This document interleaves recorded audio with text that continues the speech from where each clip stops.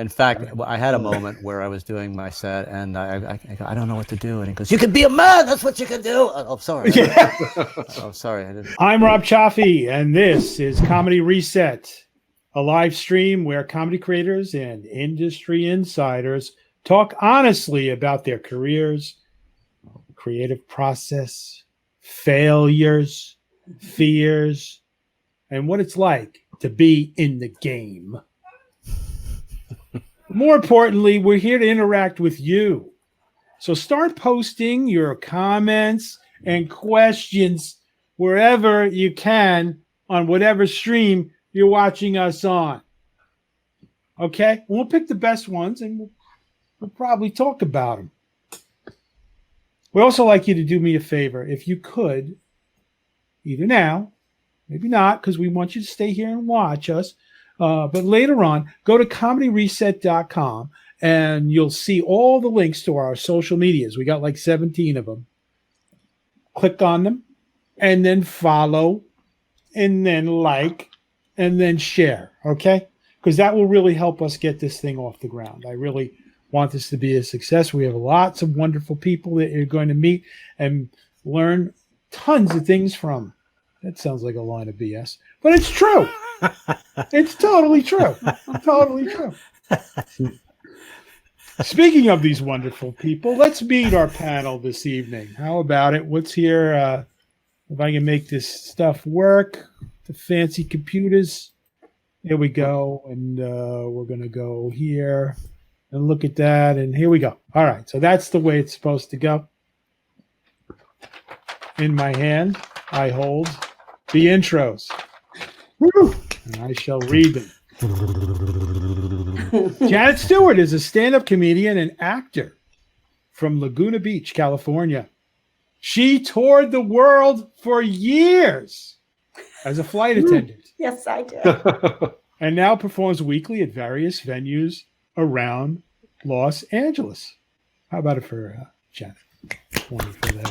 Thank you. Kevin Markman is a stand-up comedian from Rochester, New York, who has been making audiences laugh for over 5 years with his unique perspectives on relationships, daddying, and pickles.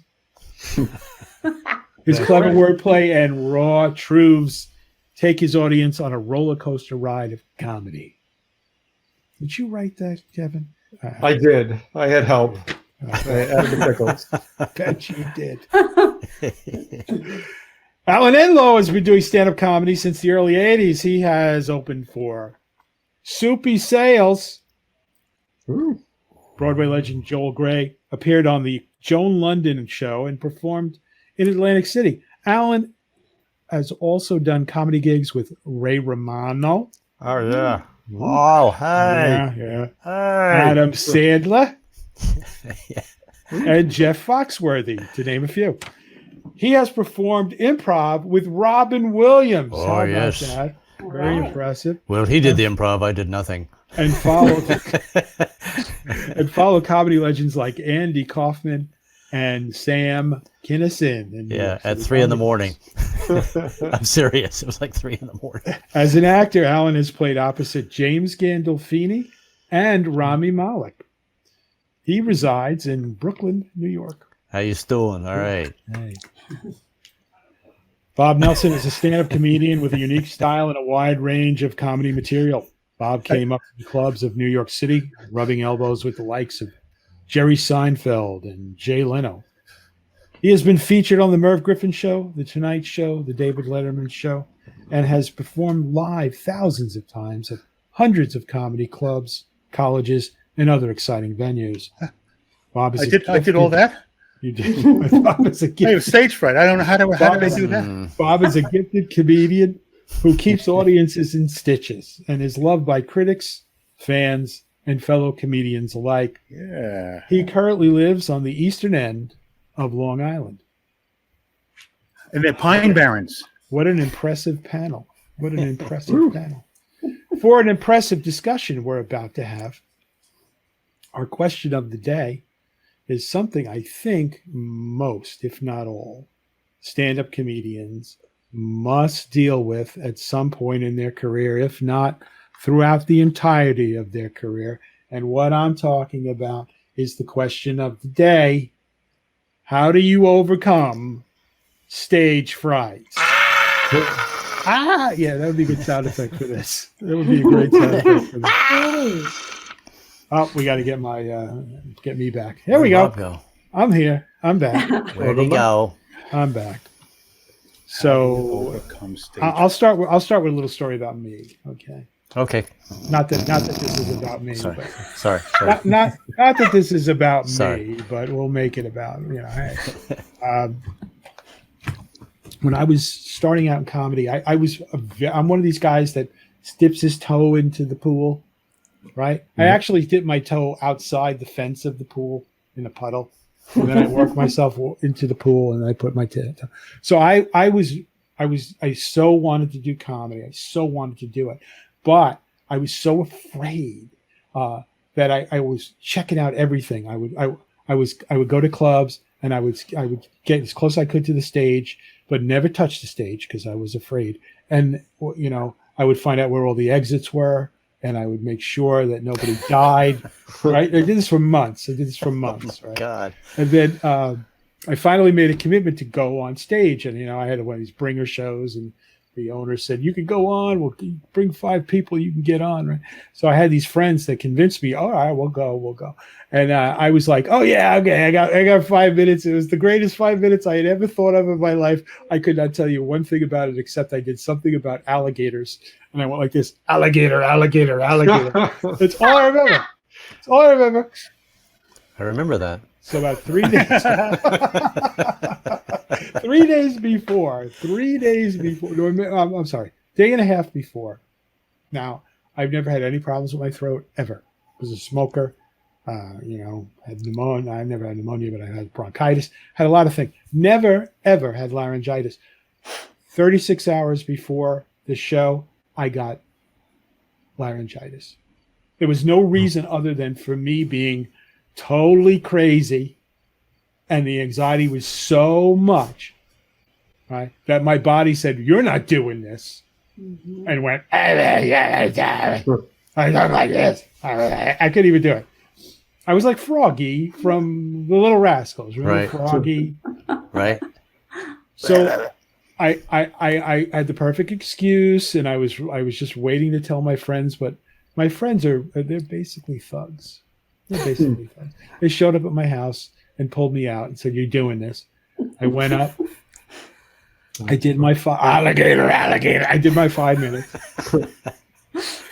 And the astonishing thing for me was, and I'll talk about this in a little while. Well, it became an Elton John song. I did have a.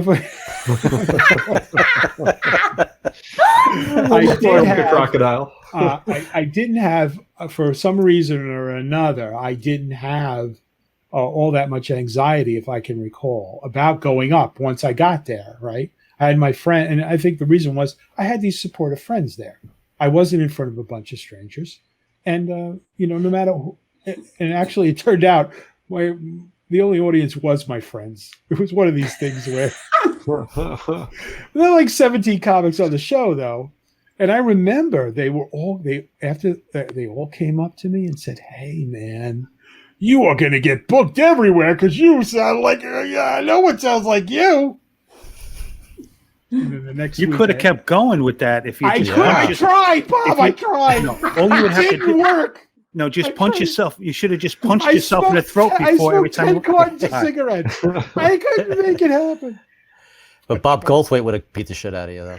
It was even worse.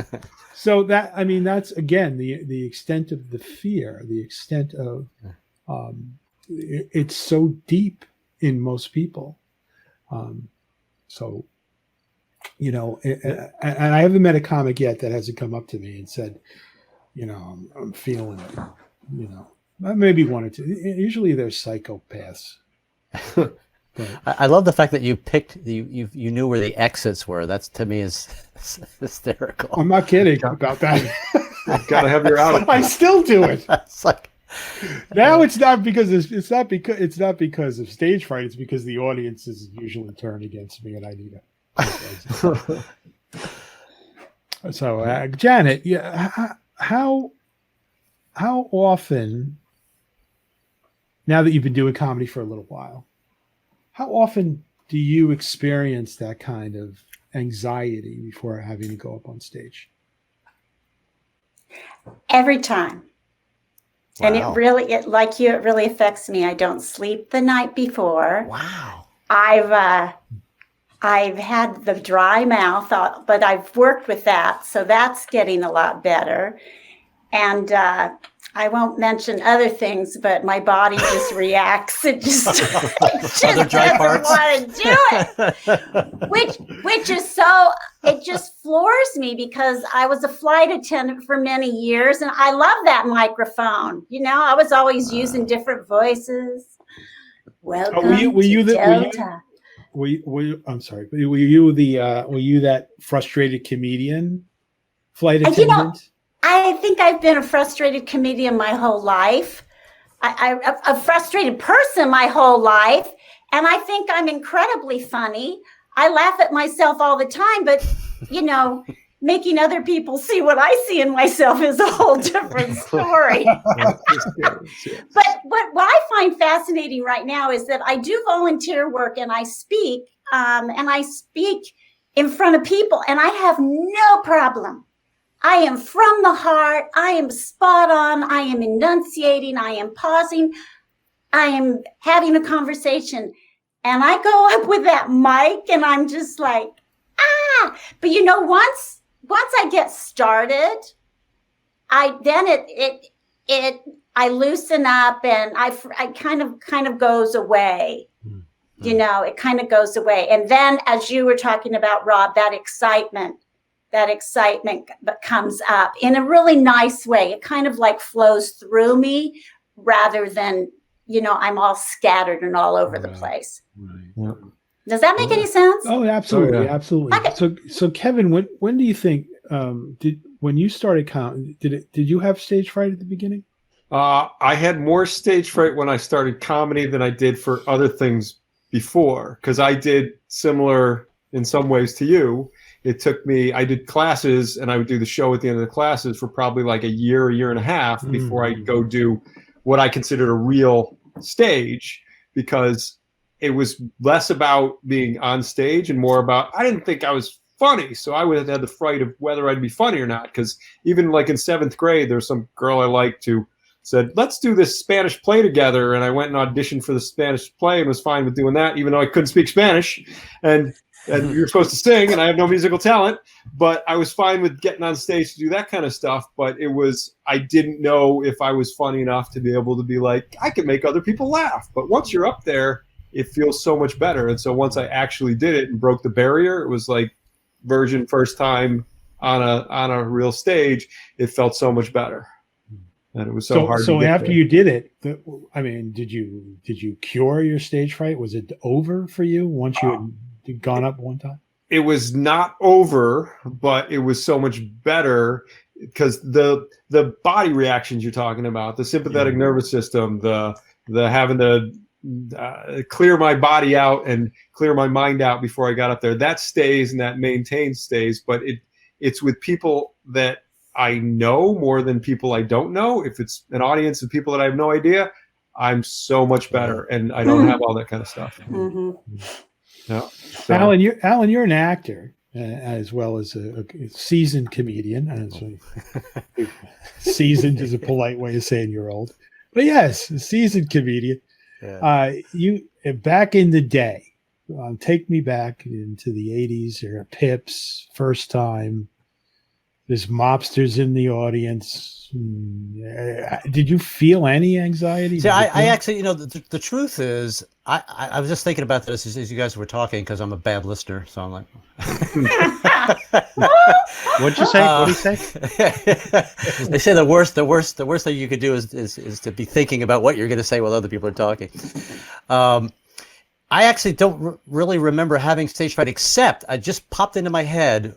First time I ever did any kind of theater, I was in grade school, and it was a church play, and I had a script, and I knew I got a laugh during the rehearsal. I remember that because I had to hold up a sock and I was supposed to pretend like I was sleepy, And then when I actually did it, and we didn't have it memorized, I'm holding the script and I lost my place. Mm-hmm. So I remember that as being fearful. But I don't remember, like I say, much stage fright. But then the other time I remember when I auditioned, the first time I went up at the comic strip, it wasn't stage fright, but I remember I couldn't remember anything. So I literally, my eyes rolled back into the back of my head, and I'm sitting there trying to picture my script on the page while I'm on stage. And I'm just going, I think I talked 95 miles an hour. And I know, and I look down at the audience, and they're like looking at me like going, what the hell is going on? Like, we're down here. Hello. You know, but I don't remember having stage fright in a long time because you said something before we went on. I think I just get excited.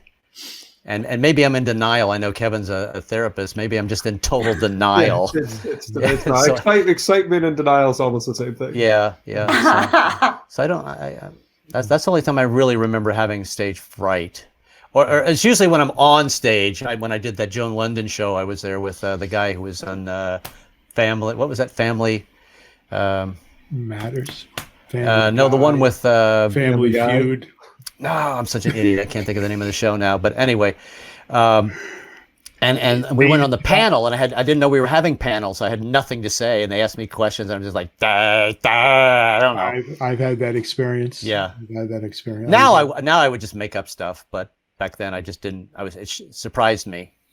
Yeah, I didn't even. When I was very early, I got. I was, for some reason or another, it's a long story, I got into the Friars Club. And they made a big deal about it, and they got me in the Friars Club. And they said, now, as the ceremony's over, they said, all right, kid, you got to go down to see Joey Reynolds. Now, I those of you who aren't in New York, Joey Reynolds was a big radio guy who was a doo-wop star, and then he was an AM radio guy. And a lot of the comedians, mostly the kind of comedians that hung out at what did I say, George? What was it? Friars Club. Friars Club. Yeah. You know what I'm talking about. You know what I'm talking about, Friars Club people. You're not out here because you can't figure out how to work a computer, so I don't have to worry. So I was like, I'm in a car. I'm on my way there. What am I supposed to do?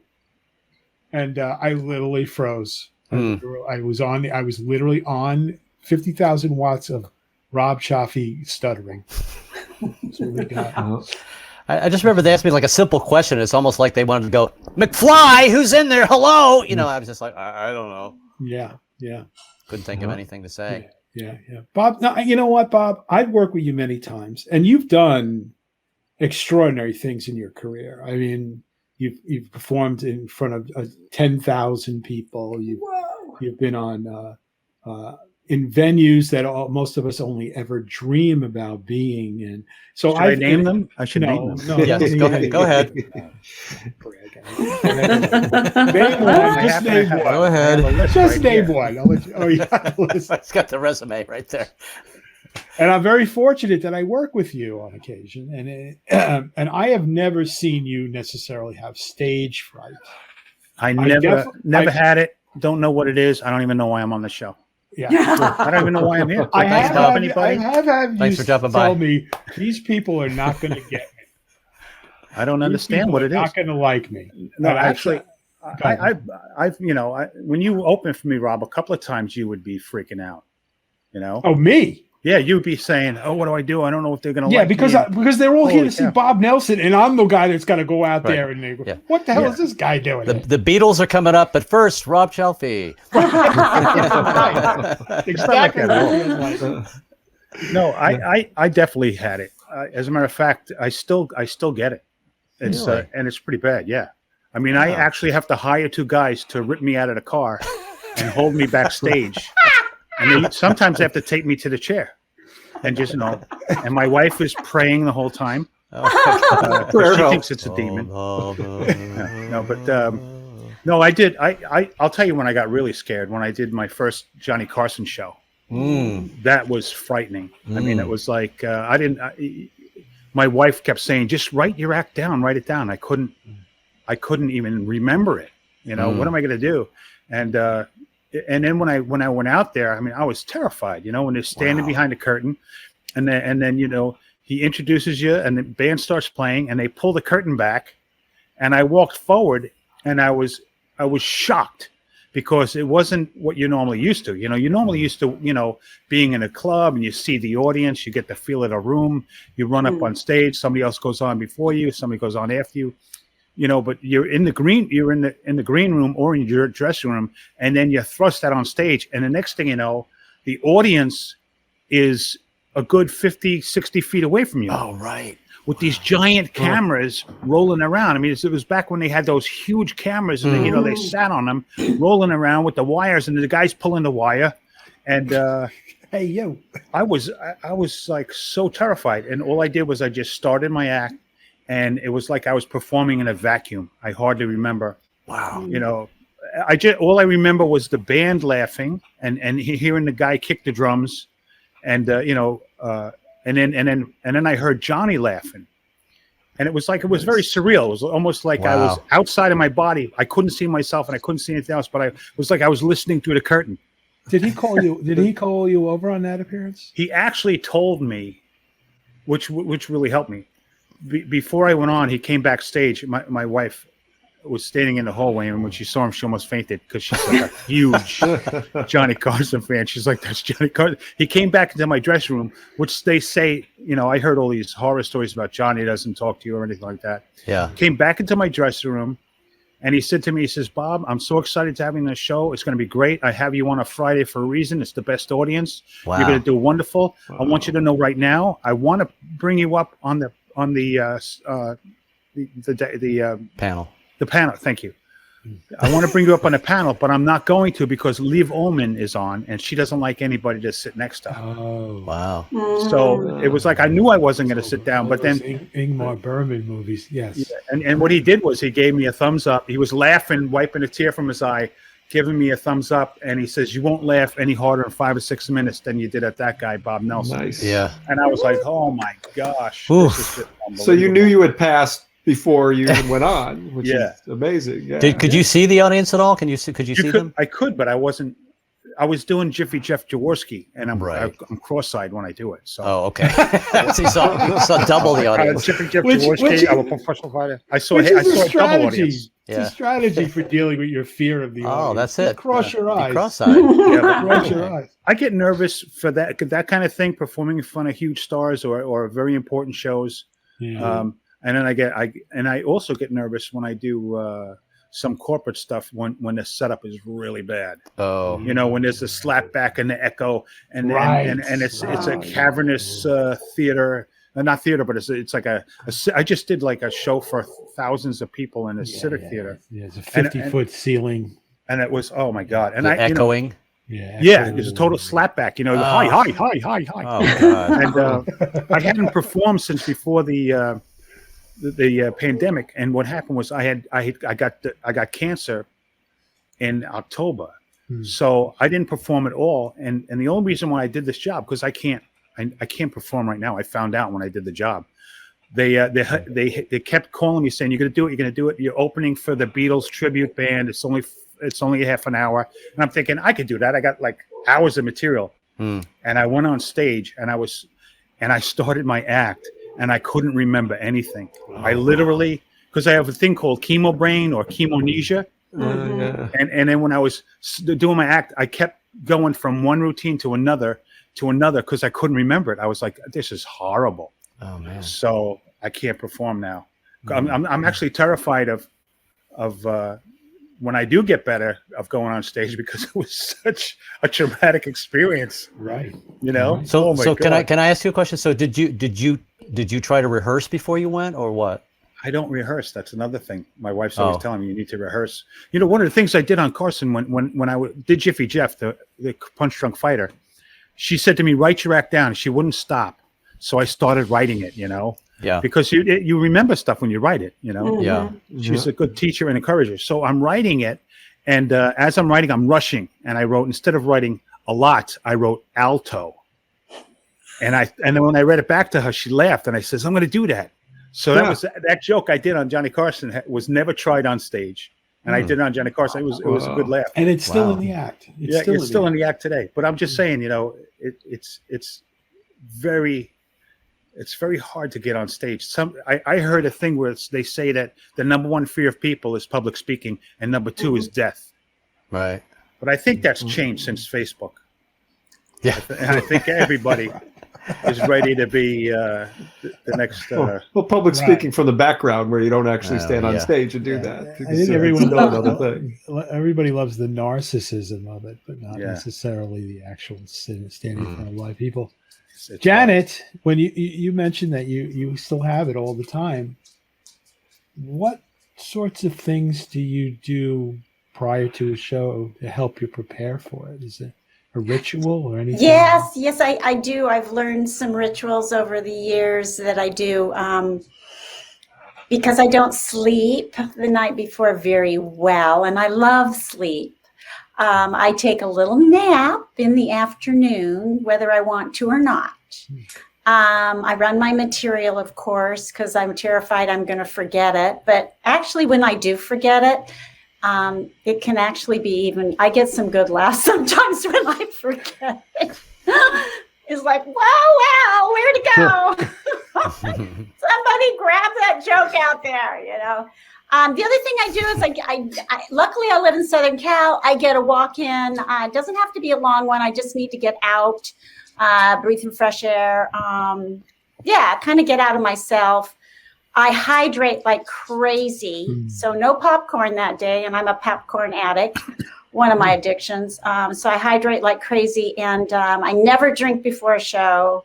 And I do like my cocktails. And I'm getting better where I can eat something. I used to not be able to eat, but I am getting a little better there. But yeah, I do have these these rituals, and it really helps. And when I have to have a big conversation with my husband, I practice those rituals too. So they come in handy, comedy and, marriage. So this is a good thing I'm learning. Yeah.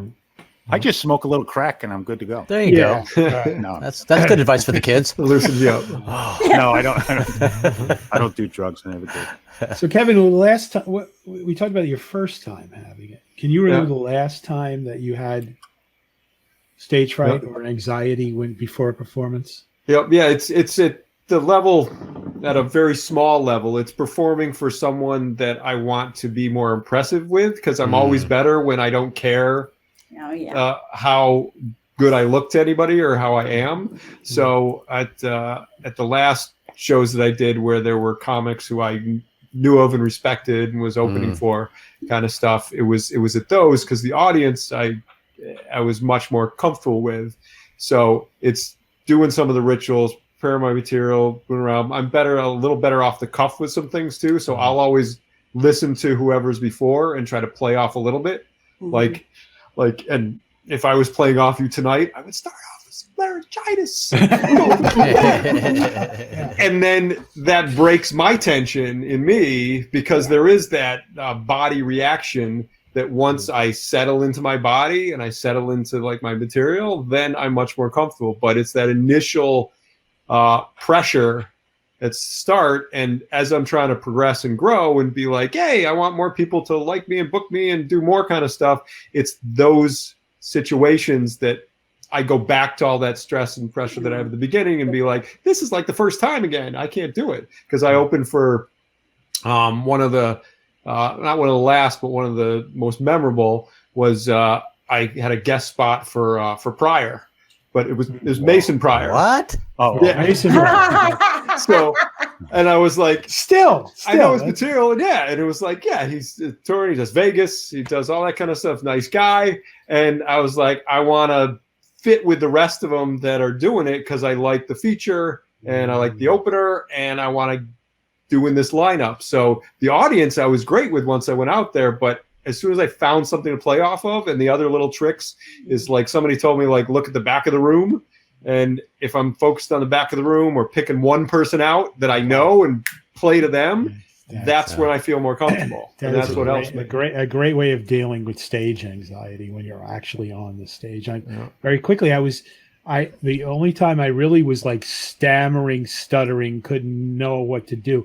I was in an audience. I was doing a show, and in a little club, and Joe Piscopo was in the audience. And this is like I'm very new. So it was like Joe Piscopo to me was like a huge deal. He is a huge deal. He did accomplish quite a lot. Knows him, but big accomplished thing. And I was so afraid going up about seeing this that it was. But you know what made me stammer is Paul Schaefer, the guy from Letterman. Yeah, he was in the audience, Paul Schaefer. and his head was so shiny. It blinded It you. distracted me. You don't focus on that. It was like somebody took a polisher thing and polished his head. You could like a mirror. I couldn't do my head. I was like, I kept going, what? You should have written your set list on it, and that would have worked better. Right. Yes, yeah. It would have been really bad if somebody said, "Don't, whatever you do, don't stare at Paul's head." Right. Yeah. Put a hat on, Paul. Come on. Yeah, right. I heard that Patti LuPone goes out and she looks between through the curtains and curses the audience out. Gosh, I think she does it. She's done it on stage. Yeah. Oh, yeah. Right. I meant before the show. Oh yeah. She's done it during the show. She's done it. Right. But what about Zoom shows, Alan? Do you feel any? I know you do. You do. I don't know. I would call you doing, Mr. Zoom yourself, but you do Zoom shows. Yeah. And I know that was like kind of you had taken a break from comedy, or obviously we all were taking a break from COVID. Did you feel any sort of pressure? Well, actually, there's two things that confuse me. One is that I'm a little afraid to go back and do the live shows because I have notes up there, so that scares me a little bit. And the other one is sometimes when I have the notes up there, I find myself not being in the present. Right. Do you know what I'm saying? So I sometimes have to glance at the note and then go, okay, now I have to actually talk and look away from them and think about what I'm really saying as if I'm really here, because that's when I'll have those moments of panic when I'm like, oh, I'm not really here. I'm trying to read this note. That's right. But the note is not making any freaking sense, and I'm lost. That's why people criticize Brando for that. But you know what? It really takes a genius to read all your lines off of little notes stuck everywhere and make it believable. In fact, I had a moment where I was doing my set, and I don't know what to do. And he goes, "You can be a man. That's what you can do." Oh, sorry. Oh, sorry. I was going to pull that clip. I actually was going to pull that clip for this show. I thought it was too sexist. Be a man. That's what you can do. I think I get Cuomo'd if I did it. Bob, what would you give? Timely. Speaking of reading, what would you say to someone who wants to start doing stand-up but is too afraid or too shy? Say, there's no room for you anyway. Yeah. Exactly. And you might take one of my spots, so don't do it. Dive in. Do like the Rob Chalfie and stick your little finger in. Yeah, maybe. And just make sure you're not sticking it in with Cuomo. Thank you. Good night, everybody. No. But just dive in. Because you don't know what. What? YOLO. You only live once.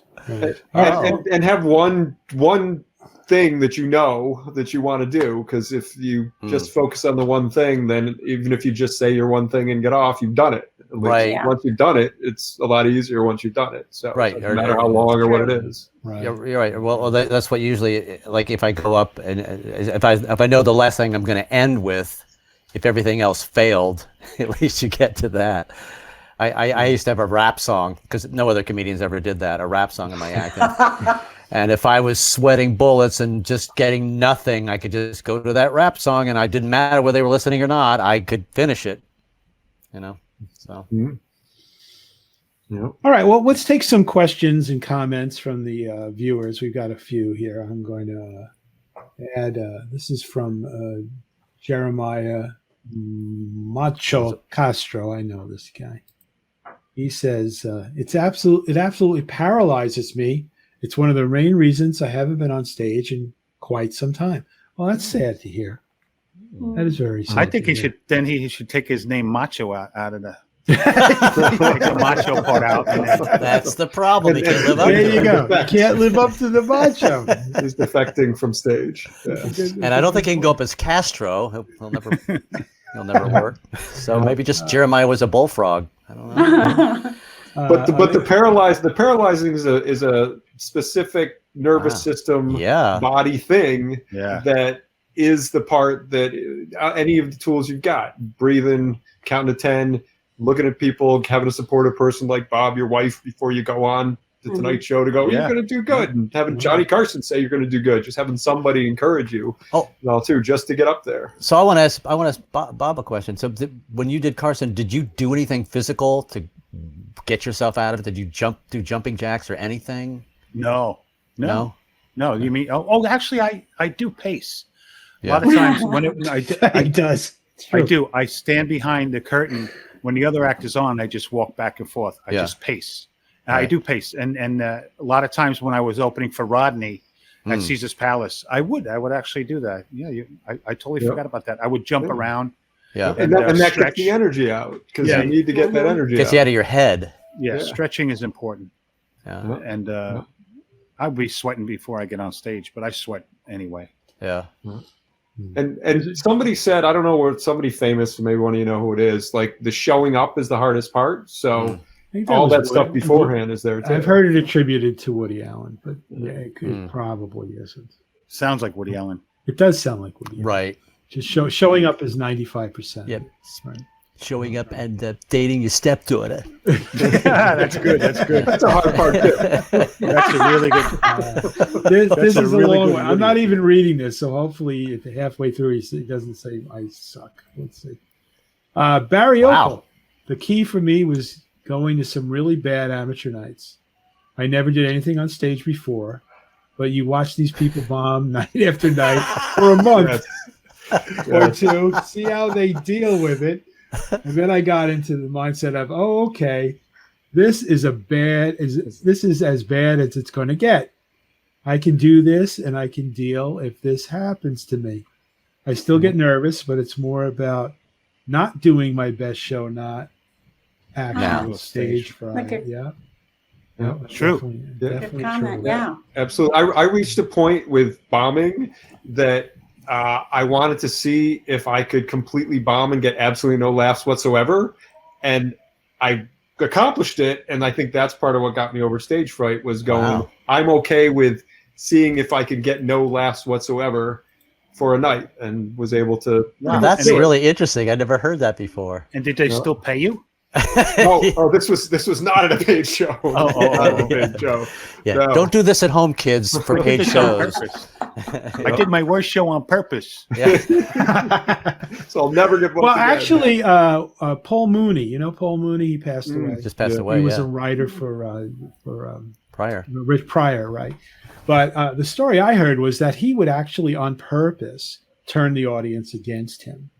Like halfway through, just to dig himself out from it. Interesting, right? Because he's a very controversial act. He can make people upset. And I've heard Chris Rock tries to like end his thing and wait till the laughter's all done, and then not ride it out, and then start another one again to see if he can build it back up. Start from zero. He totally squeegees it out. Wow. Squeegees everything out. Well, I think Woody Allen used to turn his back on the audience. Yeah, that's what I heard. Right. While he's playing clarinet, or because his stepdaughter was there. I think I had to get it. Linda E. DeSantis says, first couple of times I went on, I had to drink to relax. Oh wow! Third time I had two and forgot everything. My timer was off and I could hear crickets. Nobody brought that up. Not one. Although Bob said something crack, but nobody brought that up. A lot of comics I know have to have a drink before they go up. Wow. I mean, seasoned comics, guys that have been around, who are headliners. Rodney would do a shot of scotch. He would do one shot. Wow. Yeah, right? Well, like a glass. Like look more. It was a shot. Yeah, it was like a double shot. He also was a toker too, wasn't he? Yeah. Yes, he was a bit. Did you do that before or after the show? No, just all the whole time. The whole time. He would do it after the show. I didn't. Yeah. I wasn't around him before the show, but I do know that he must have worried a little bit about the show because he would listen to his act on a cassette recorder before he went on, like once or twice, his whole act. Yeah. Wow. I'd hear him listening to it in his dressing room. Yeah. Yeah. So I and do that's that, probably so. because he was doing a A token. little bit Oh, of- right, a right. little Well, bit. I think that's a good. It depends. Everybody's different. I find that I have to do like a warm up where I have to talk out loud, and like I've kind of stopped writing things down anymore. I heard that Bill Burr doesn't write anything down anymore, and I listened to that, and when I kind of like that, I just put like words and stuff. But because I find if I talk it, I'll remember it. But if I write it down, like I said, remember I told you the first time I was like trying to see it on the page. Yeah. So I just get up and just kind of run it a little bit and talk out loud and just kind of get me warmed up.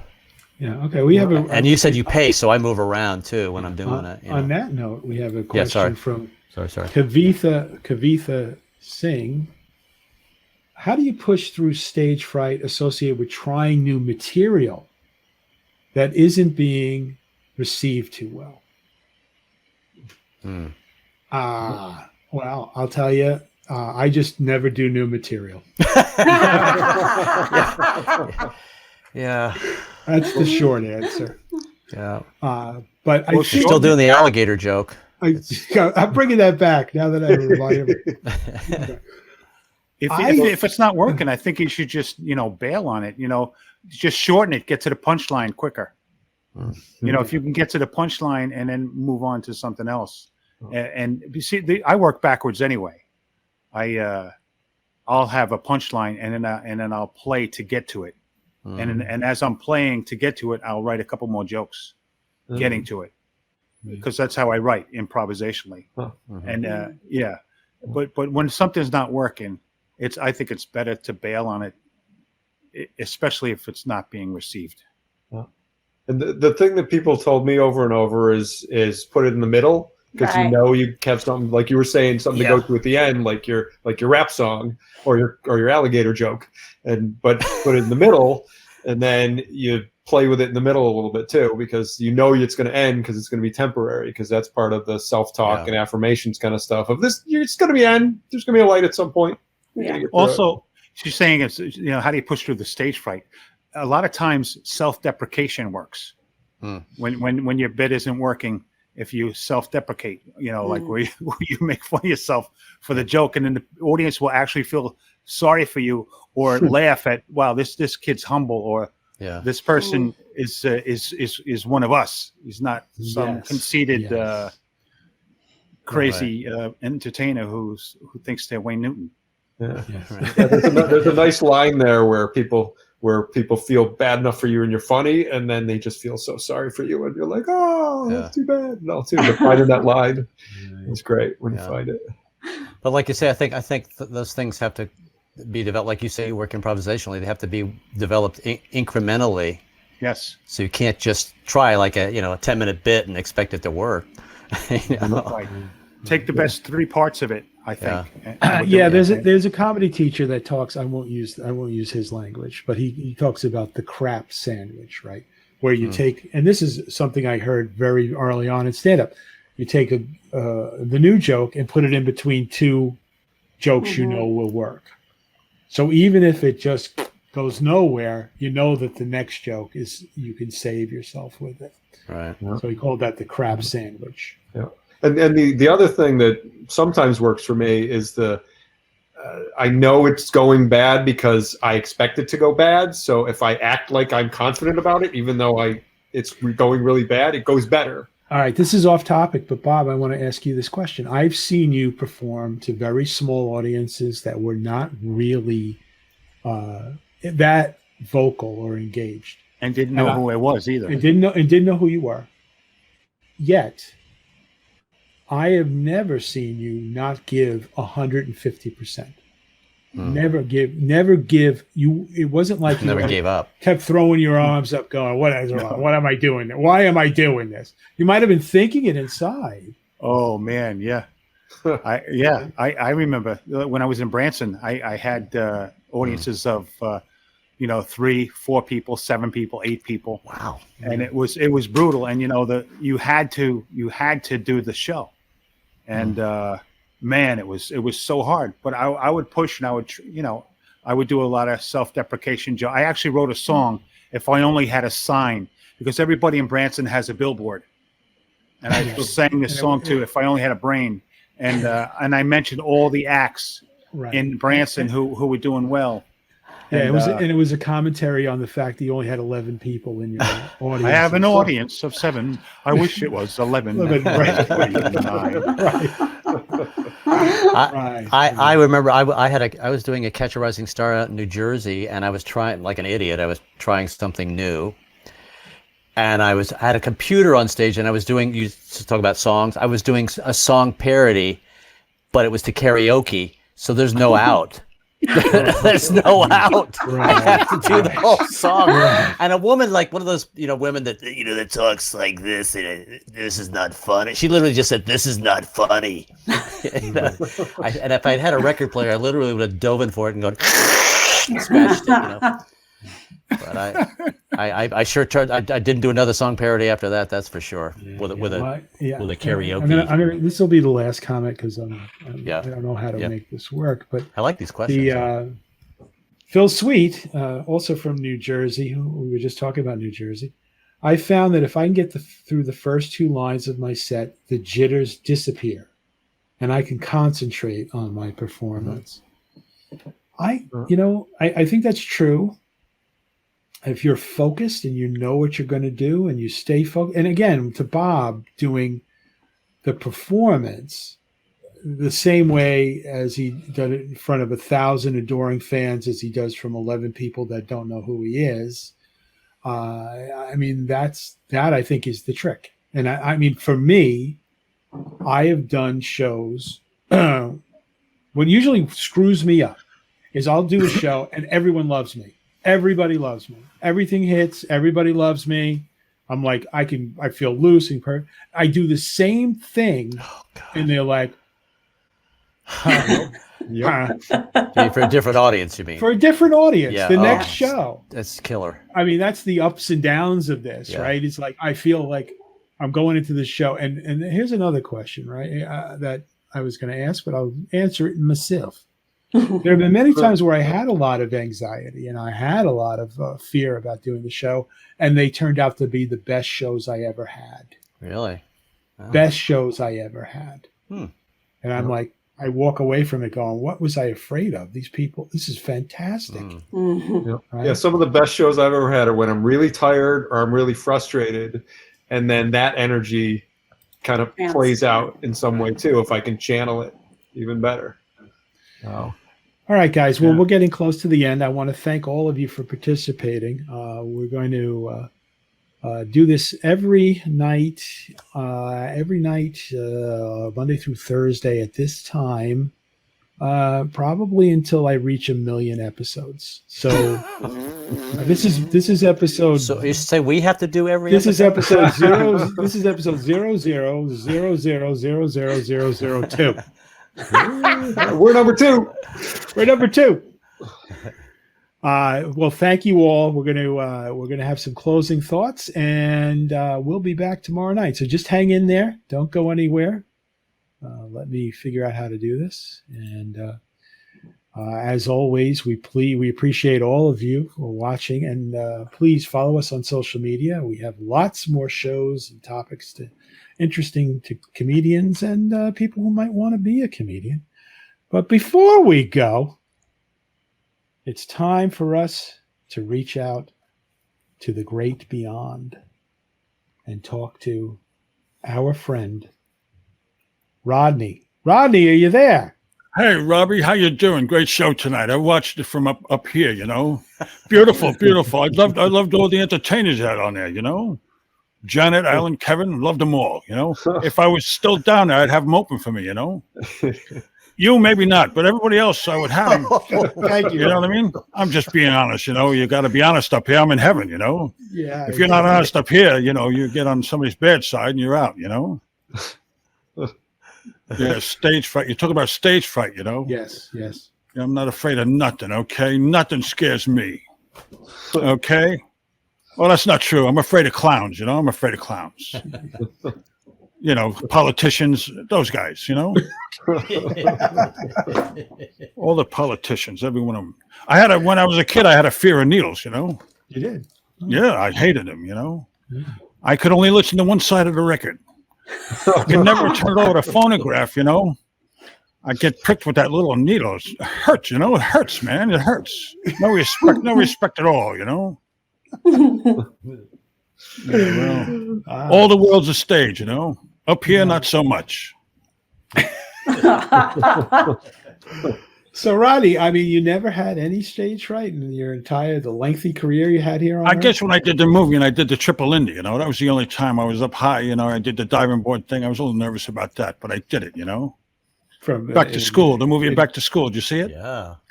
I did the flip and everything. People actually think I did that, They say, how did you do that, Roddy? Well, get away from me. What's wrong with you, It's a movie, okay? So, Rodney, do you have any advice for anybody who is thinking about becoming a stand-up comedian but is paralyzed by the fear of going on stage? Aluminum siding. Sell aluminum siding. Okay, that's what I did. For many years, I sold aluminum siding till I got over the stage fright, A lot of people, you get to learn, you do aluminum siding, you talk people into buying it and all that. You get very, very good at the art of talking, So that's the answer. That's the answer, okay? Get a regular job. If you're afraid to go on stage, stay off, Work in the background. Be a manager or an agent. Make money easily, Well, Rodney, by the way, Rodney, do they have aluminum siding in heaven?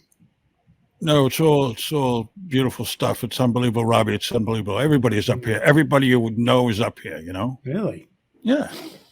Every single person goes to heaven. A lot of people think that atheists don't go to heaven. Well, I hate to tell you, they're here, Yeah. They're miserable. Heaven is their hell, okay? So they're in hell, but they're in heaven. Because every single day they got to see God and know God and see how wonderful he is, and they can't say he's not, you know what I mean? They can't say he doesn't exist. They go, hey, look at that. Hey, Mr. Atheist, he's standing right there. What are you going to do now, He's like miserable. He's miserable, Wow. Heaven is hell for Heaven is hell for the atheist. That's what it is, okay? It could have been the title of one of your albums. Well, Ronnie, it's been great to talk to you. And, thank you, Robbie, and I'll see you soon. I heard. Hopefully you will. I'm only kidding. I'm only fooling around, man. Please. Man, you went for that. You actually said okay. Okay, yeah, I did. I'm a yes and guy. Yes and. Yes, sir. Yes, ladies and gentlemen, that concludes our show. Thank you again for participating and watching. And please come back tomorrow, where we'll have a whole slew of other panelists and maybe another celebrity from the great beyond.